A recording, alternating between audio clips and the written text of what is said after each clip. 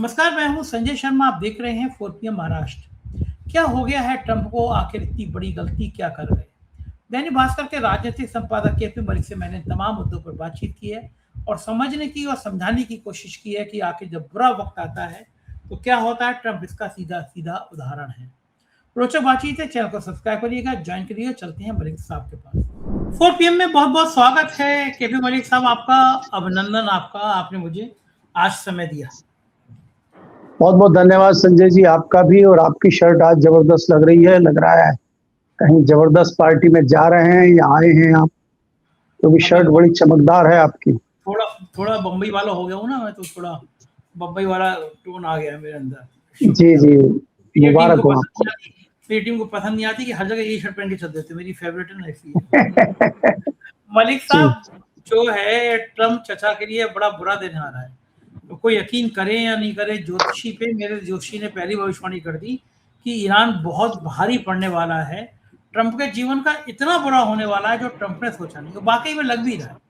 America के अंदर उनका विरोध बढ़ता चला जा रहा है। बैठे बिठाए उन्होंने पाकिस्तान की ब्रांडिंग करा दी। पाकिस्तान में वार्ता सफल हो या ना हो, लेकिन पाकिस्तान इतना मजबूत राष्ट्र बन गया कि ईरान ने और अमेरिका ने वहां के बात की। हमारे भक्त, हमारे गोदी मीडिया चैनल केवल इसी बात को कह रहे हैं कि देखो वो वहां के आर्मी चीफ एक कमरे से दूसरे कमरे भाग रहे थे, कोई मतलब नहीं है, वार्ता विफल हो गई।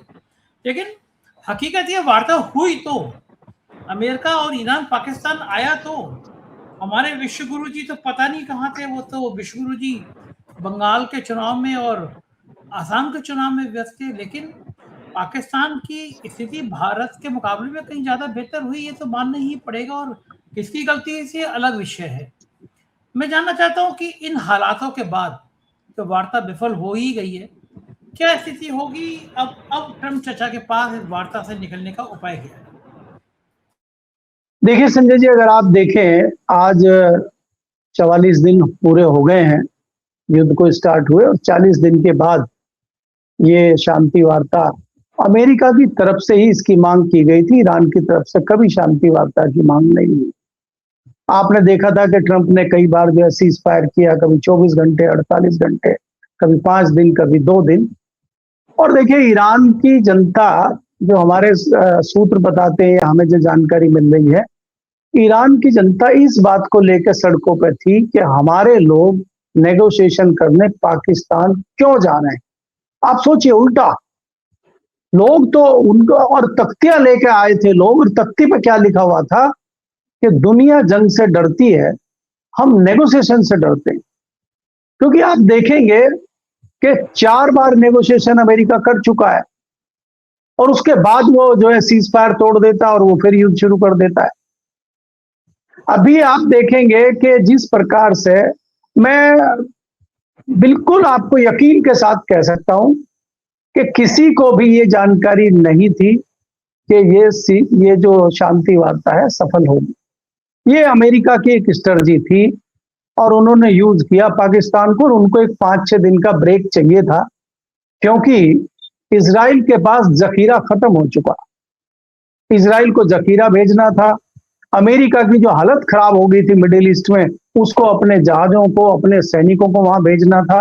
तो उनको एक ब्रेक चाहिए था, और वो ब्रेक उन्होंने लेके ये सारी चीजें कर ली और लोगों को पाकिस्तान में उलझाए रखा। पाकिस्तान का कोई बहुत बड़ा रोल नहीं है इसके लिए। एक हिसाब से तो ये भारत के लिए भी अच्छा है, क्योंकि थोड़े दिनों में जब ये बात खुलेगी, इसमें ये आएगा कि अमेरिका ने पाकिस्तान को यूज कर लिया। मैं तो इस पर आर्टिकल लिखा था कि पाकिस्तान शिखंडी है अमेरिका का। तो अमेरिका ने शिखंडी बना के पाकिस्तान को यूज कर लिया। ये तो उस तरह से हो गया कि भाई आप लखनऊ से आ रहे हैं और मैं दिल्ली से आ रहा हूँ, और बीच में किसी चाय की दुकान पे हम मिल लेते हैं, और वो चाय की दुकान वाला कृतार्थ हो गया है। बस इससे ज्यादा कुछ नहीं है इसमें। मेरा मानना यह है कि ये जो समय मिला है, इस समय में अमेरिका ने दोबारा तैयारी की है, और यहाँ ईरान जो है बिल्कुल पीछे हटने को राजी नहीं है। क्यों नहीं हटने को राजी है? वो मजबूर है। उसने ये कहा है कि अगर हम सीज फायर करते भी हैं और उसके बाद 3 महीने के बाद फिर अमेरिका आ जाता है युद्ध करने, तो हम क्या करेंगे? तो इसलिए हम इस बार चाहते हैं, निर्णायक युद्ध चाहते हैं। हम चाहते हैं आर या पार की लड़ाई हो, और जो होना है हो जाए। भाई हमें हारना है, हमें सब कुछ हमें लूट पिट के अमेरिका के कब्जे में आना तो आ जाए, और या फिर हम जीत कर अमेरिका को ठंडा कर दें और बोलें कि इधर आंख उठा के मत देखना। क्योंकि आप ये देखेंगे कि साउथ कोरिया के पास एक 7 लाख करोड़ का फंड पड़ा हुआ था ईरान का। ईरान ने उससे मांग लिया। पहले तो वो डर गया कि भाई नहीं देंगे हम, तो आपको तो प्रतिबंध लगे हुए हैं। बाद में फिर उसको तेल भी लेना, वो उसका फंड भी वापस देने को राजी हो गया, दवाइयां भी भिजवा रहा है, उनका तेल भी खरीद रहा है। ईरान तो अपना तेल बेच रहा है, मजे ले रहा है। ईरान को कोई बहुत ज्यादा दिक्कत उस तरह से नहीं है। लेकिन कोई भी अच्छा व्यक्ति हो, अच्छा देश हो, वो युद्ध चाहता नहीं है, लेकिन जब सिर पड़ जाता है तो लड़ना पड़ता है।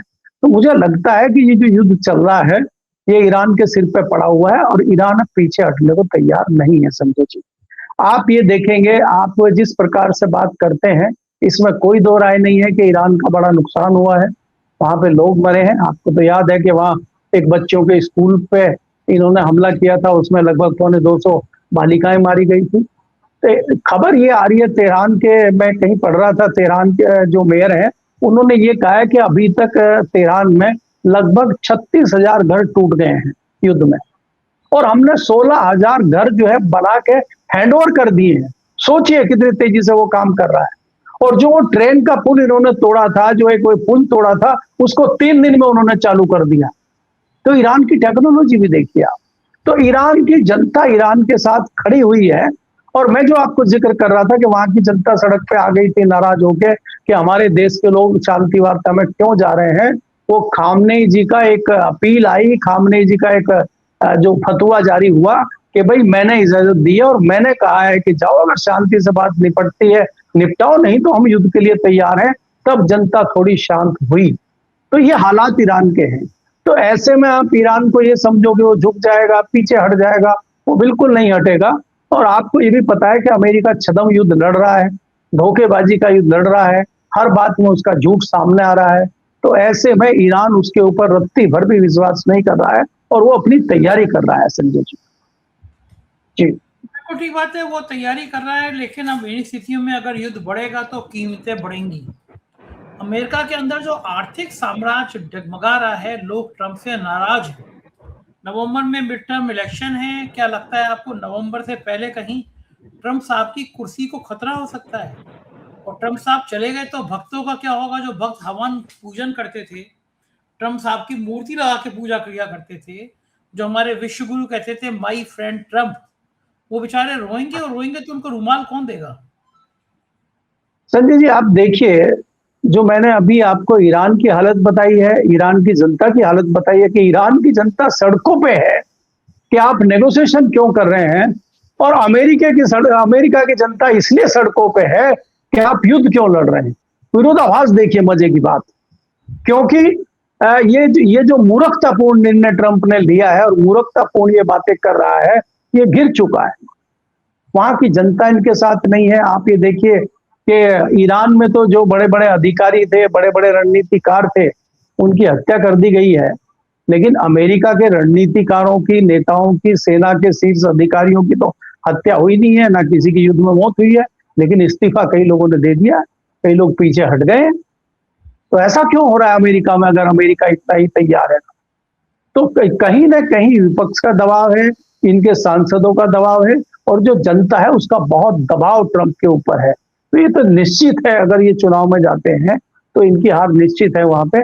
इसमें मुझे तो कोई दो राय नहीं है, कम से कम। लेकिन संजय जी, हमें ये देखना होगा कि इसमें भारत कहाँ खड़ा हुआ है। आज की जो परिस्थितियां हैं, लगभग 1.5 महीना हो गया है युद्ध को, 1.5 महीने में भारत कहाँ खड़ा हुआ है। मेरी जानकारी के मुताबिक 24 जहाज गैस और तेल लेके भारत आ रहे थे। उन 24 में से अभी 8 तो पहुंच गए थे पिछली बार भारत, और ये जो शांति वार्ता चल रही थी, 2 जहाज हमारे इस दौरान निकले हैं, हालांकि वो भारत अभी तक नहीं पहुंचे। तो 10 जहाज हमारे पास आ गए हैं। वो 14 जहाज कहाँ हैं अभी, उनका कोई अता पता नहीं। तो आने वाले समय में भारत की स्थिति क्या होगी, यहाँ कैसा तेल का संकट हो सकता है, क्या रेट बढ़ेंगे क्या? अगर यहाँ ईंधन के रेट बढ़ते हैं तो बाकी चीजों के रेट ऑटोमेटिकली बढ़ जाएंगे, और रेट बढ़ जाएंगे तो महंगाई बढ़ जाएगी, और महंगाई बढ़ेगी तो देश में त्राहिमाम होगा। तो क्या हम उसके लिए तैयार हैं? क्या हमारी सरकार उसके लिए कोई तैयारी कर रही है? या हमारी सरकार वेस्ट बंगाल और आसाम जीत के उत्तर प्रदेश को घमासान करने की तैयारी कर रही है? क्योंकि हमारी सरकार और हमारी सत्ताधारी दल तो अलग युद्ध लड़ रही है ना। सारे तमाम लोग जो हैं देश के, वो ईरान की, अमेरिका की, इजराइल युद्ध की बात करते हैं सुबह सुबह, और हमारे महामानव जो हैं वो कहते हैं कि आज मेरी ड्यूटी कहाँ है, मुझे वेस्ट बंगाल जाना है या आसाम जाना है? नहीं नहीं सर, आपको तो तमिलनाडु जाना है। तो वो तमिलनाडु घूम रहे हैं, क्योंकि तमिलनाडु में भी उनको सरकार बनानी है। तो ये दुर्भाग्य है देश का कि सरकार के पास इस तरह की कोई रणनीति दिखाई नहीं देती है। बीच में आपने जिक्र किया था पाकिस्तान का, कि पाकिस्तान शांति दूत बन के उभरा है, और भारत को जब इस तरह का बात हुई थी, कई लोगों ने सवाल पूछे थे कि भाई भारत कहाँ खड़ा है, पाकिस्तान शांति दूत बन रहा है, तो हमारे विदेश मंत्री ने कितना अच्छा बयान दिया था कि हम दलाली नहीं करते। तो हमें उम्मीद भी नहीं थी कि इनका कोई बहुत अच्छा बयान आएगा। तो ये स्थिति देश की है संजय जी। जी बिल्कुल ठीक कह रहे हैं। ये हालात हैं, हो गए हैं देश के कि आप समझ नहीं सकते। लेकिन मैं एक चीज जानना चाहता हूँ मलिक साहब, ये युद्ध दो लोग लड़ रहे हैं। एक वो है जो तेलों पे कब्जा चाहता है, जो कहता है इराक ने रासायनिक हथियार बना लिए, हमला करता है, मुल्क को तबाह कर देता है। जो पैसे के पीछे, जो ताकत के पीछे भागता है, जो छोटी छोटी बच्चियों का यौन शोषण कहता है। इतना मानसिक विक्षिप्त आदमी ट्रंप इजराइल के साथ खड़े होकर नरसंहार करता है। हमारे माननीय विश्व गुरु जी खामनेई साहब की मौत पर एक लाइन नहीं लिखते हैं, बोलते नहीं। एपस्टीन फाइल का डर होगा, आर्थिक डर होगा, या कोई और वजह होगी जिससे विश्व गुरु जी डर गए। छप्पा ने क्या सीना डरते डराते हैं नहीं किसी से। लेकिन अमेरिका के इसके इतने आगे पीछे घूमने का मतलब क्या है? ईरान ने दिखाया कि छोटा सा मुल्क है, उसने चौधराहट खत्म कर दी, साख होता है साख खत्म कर दी अमेरिका की। ये काम भारत भी तो कर सकता था। जब हथकड़ी और बेड़ी डाल के लोगों को भेजा गया था, हम क्यों नहीं कर पाए? नहीं संजय जी, देखिए इसमें कोई दो राय नहीं है कि दबाव तो है। वो दबाव किस तरह का है, कैसा दबाव है, क्या दिक्कतें हैं, ये कहना थोड़ा सा अभी जब तक तथ्य ना आ जाए कहना मुश्किल है। लेकिन ये निश्चित तौर पे कहा जा सकता है कि चाहे वो अमेरिका के राष्ट्रपति ट्रंप हो और चाहे हमारे देश के प्रधानमंत्री मोदी हो, दबाव तो अवश्य है। क्योंकि अगर दबाव नहीं है तो हमारा बिहेवियर ऐसा नहीं होता। दूसरी बात आपने जिक्र किया था कि ईरान के पास जो परमाणु ठिकाने हैं, परमाणु तैयारियां हैं, उनको हमने ध्वस्त कर दिया है। आपको याद होगा 1 साल पहले जब 12 दिन तक युद्ध हुआ था अमेरिका का और ईरान का, तो ट्रंप ने कहा था कि हमने सारे ठिकाने ध्वस्त कर दिए हैं, परमाणु उनका खत्म कर दिया है, उनके पास अब कुछ नहीं बचा है और हमने सब मिटा दिया है, सब ध्वस्त कर दिया है। तो अगर सब ध्वस्त आपने 1 साल पहले कर दिया था और आज आप ये कह रहे हैं कि भाई अपने परमाणु ठिकाने बंद करिए, तो फिर वो दोबारा कैसे उग गए? वो ऐसी खेती है क्या कि आज काट ली दोबारा फिर उगाई? तो ये कहीं ना कहीं दिखाता है कि ये मूर्ख टाइप के लोग हैं। ये खुद अभी क्या बोले थे थोड़ी देर पहले और आगे क्या बोलेंगे इनको खुद ही पता नहीं रहता। मैंने आपको कहा ना कि पहले आप 48 घंटे का अल्टीमेटम खुद ही दे देते हैं, फिर वो 48 घंटे गुजर गए, फिर आप खुद ही 5 दिन का दे देते हैं, फिर आप 15 दिन का दे देते हैं, और 15 दिन पूरे नहीं होते फिर आप खुद ही जो है हमला कर देते हैं। तो इनका कोई ना इलाज है और ना कोई इनकी बातों पर विश्वास है। ये अपने देश में ही घिरे हुए हैं, जैसा कि मैंने बताया है। चाहे इनके सहयोगी हो, चाहे वहां पे दूसरे राजनीतिक दल हो, चाहे कोई नेता हो, चाहे जनता हो, चाहे पब्लिक हो, सबकी नजरों में जो गिरावट अमेरिका के राष्ट्रपति की आई है, मुझे लगता है कि आज से पहले किसी राष्ट्रपति का इस तरह का ओछापन हमने नहीं देखा अपनी याद में, चाहे वो अमेरिका हो और चाहे वो युद्ध की इस तरह की लड़ाई लड़ने वाला व्यक्ति हो। अमेरिका ने बहुत लड़ाइयां लड़ी हैं, इससे घटिया तो कभी हमने इराक वाले युद्ध में भी कभी बात नहीं सुनी कि इस तरह का व्यवहार अमेरिका का रहा हो जैसा अभी है। इतनी बड़ी शक्ति वाला देश क्या इस तरह की हरकतें करेगा? जी बिल्कुल ठीक कह रहे हैं। और गर्मी तो उत्तर प्रदेश की राजनीति में भी है। विनोद तावड़े को मोटी सी फाइल लेकर आए हैं, Brajesh Pathak deputy CM, Keshav Maurya deputy CM से अलग अलग मीटिंग्स हो रही हैं। क्या उत्तर प्रदेश में भी कोई मिसाइल गिरने वाली है? खेल क्या है अचानक इस तरह आना, अलग अलग मीटिंग्स करना? क्या उत्तर प्रदेश में 2027 या 2029 की कोई एक बिसात बिछ रही है?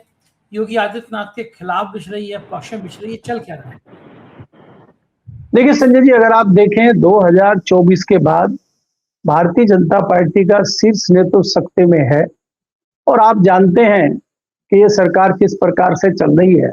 नीतीश कुमार को दिल्ली आए अभी 3 दिन हुए हैं, अखिलेश यादव ने उनको ऑफर दे दिया प्रधानमंत्री पद का। तो अब नीतीश कुमार के मुंह से जैसे ही लार टपकनी शुरू हुई तो भारतीय जनता पार्टी घबरा गई। अखिलेश ने कहा कि देखिए हमारा तीसरा दल है पूरे भारत में सबसे बड़ा, और उसके बाद आप हैं, तो आप तैयारी कीजिए, हम आपके पीछे हैं, और अगर आप इजाजत देंगे कहेंगे तो हम कांग्रेस को ये कह देंगे कांग्रेस बाहर से समर्थन दे, हम उनको मंत्रालय भी नहीं देंगे, वो राजी हम कर देंगे उनको, बस आप जो है वो आंध्र प्रदेश वाले जो भाई साहब हैं आपके चंद्रबाबू नायडू, उनको मना लीजिए।